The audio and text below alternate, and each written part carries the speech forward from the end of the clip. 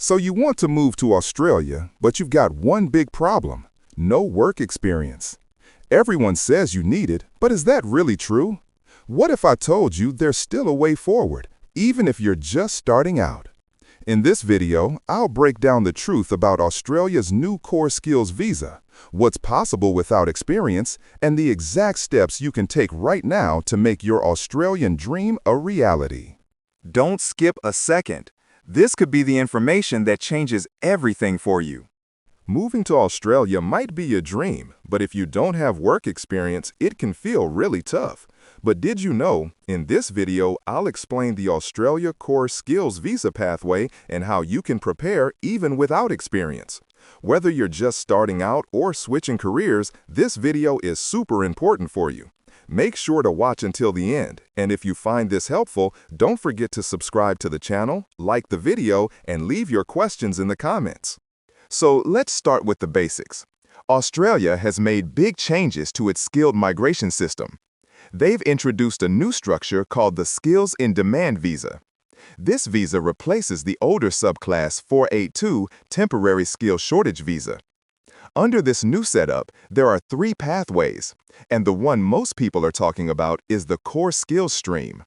That's the one designed for most skilled workers who want to live and work in Australia. It covers a wide range of occupations and is meant to be more streamlined and easier to access than before. Now, here's the part where many people start to worry.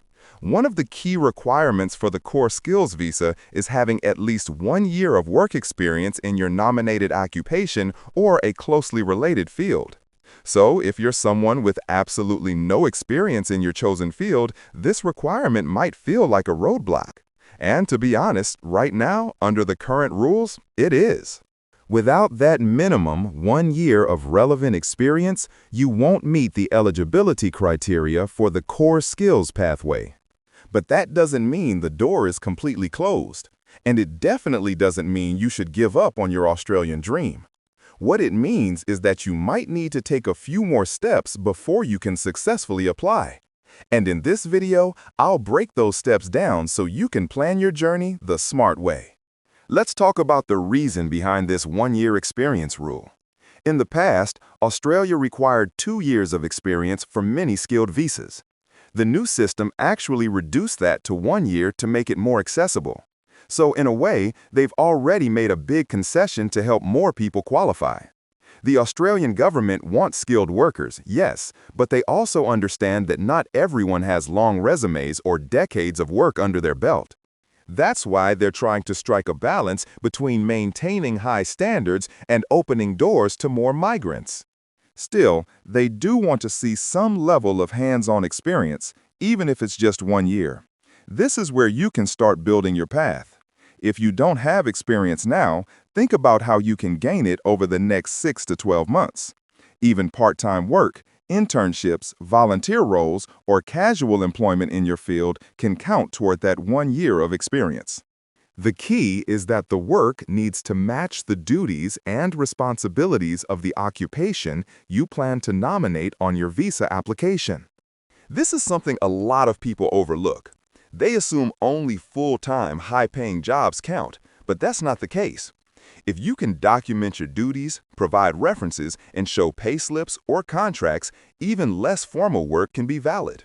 So if you're currently studying or between jobs, now is the time to look for entry-level roles or internships in your field. Even if they don't pay much or anything at all, they can be the stepping stone you need. Another point to keep in mind is that your experience doesn't always have to be in the exact same occupation. Australia also allows for experience in a closely related field to count. So let's say you want to apply as a network administrator, but haven't worked in that exact job yet. If you've been working in IT support or another tech-related role where you perform similar tasks, that might still qualify as relevant experience. So, how do you figure out what counts as closely related experience? The Australian immigration system uses something called the ANSCO code, which is a classification system for different occupations. Each job on the list has a description of the tasks and responsibilities it includes. If your previous roles or current role involve similar tasks, there's a good chance that experience will be accepted. It's always a good idea to speak with a migration agent or do a detailed comparison yourself to be sure. Now, if you're really starting from scratch and have no way of gaining experience in your home country, there are still other options. One common pathway is to go to Australia on a student visa. While studying, you're allowed to work part-time, and in some cases, full-time during holidays. If you choose a course that's aligned with your future nominated occupation and work in a related job while studying, you can start collecting experience that way. After finishing your course, you may be eligible for a graduate visa, which gives you more time to work and build up the required experience before transitioning to the core skills pathway. Yes, this route takes longer and can be expensive, but for many people, it's the most realistic way to eventually qualify for skilled migration. Plus, studying in Australia has the added benefit of improving your English, helping you adapt to Australian work culture, and building local networks. All of these can be huge advantages when it's time to look for an employer to sponsor you. Another thing to consider is employer sponsorship. Even under the new visa system, employers still play a major role. If you can find an Australian employer who is willing to sponsor you and they can prove you are the right fit for the role, that opens another pathway. Now, of course, most employers prefer candidates with experience, but some industries are facing serious skill shortages, and in those cases, an employer might be more flexible if they see potential in you. Again, this is where internships or even networking on platforms like LinkedIn can be very helpful. Some job seekers have successfully reached out to companies in Australia directly, offered to work remotely first, or asked for an internship. Once they prove themselves, they're more likely to be considered for sponsorship. Don't underestimate the power of personal initiative. Even a cold email or a short video introduction can help you stand out.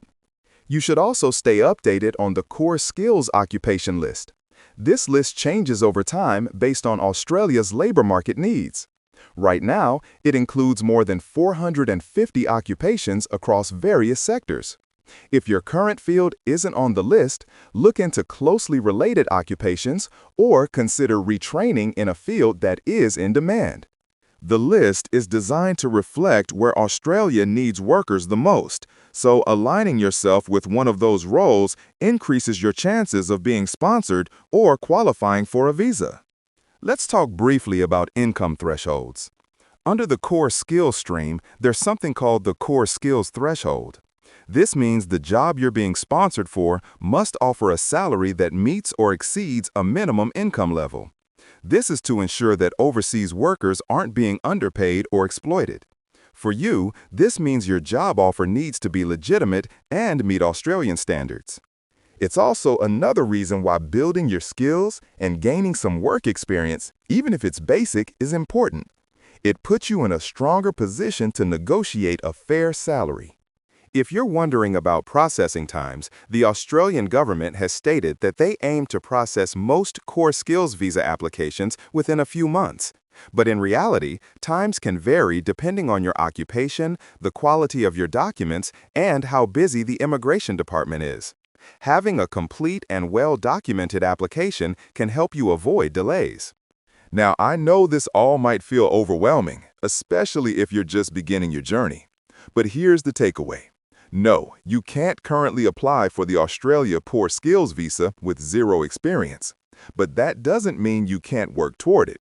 Your goal should be to gain that 1 year of relevant experience as efficiently and strategically as possible. Whether that's through part-time work, internships, studying in Australia, or working in a related role, there are ways to build your eligibility step by step.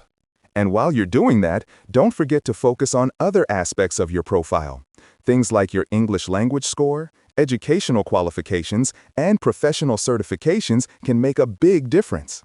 Australia looks at your overall value as a skilled migrant, not just one single factor. So improving all parts of your profile gives you the best shot at success. One last thing before we wrap up. The Australian immigration system is still evolving. More changes are expected over the next year, especially as the government continues to review migration policies. New opportunities may open up, and experience requirements could shift depending on the country's economic needs. That's why it's so important to stay informed.